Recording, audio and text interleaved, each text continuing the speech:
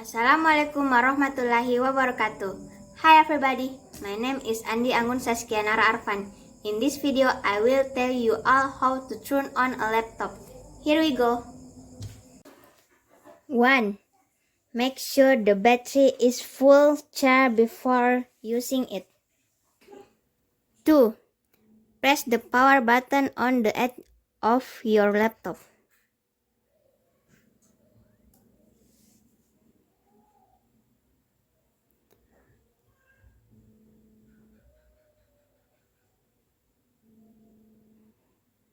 3.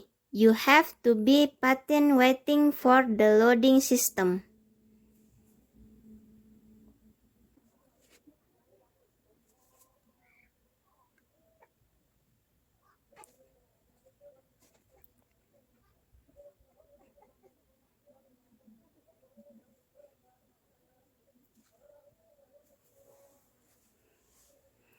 4.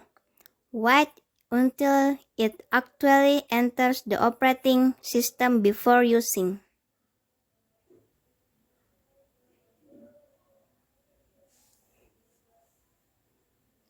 Done. That's the way. Thanks for your attention. Wassalamualaikum warahmatullahi wabarakatuh.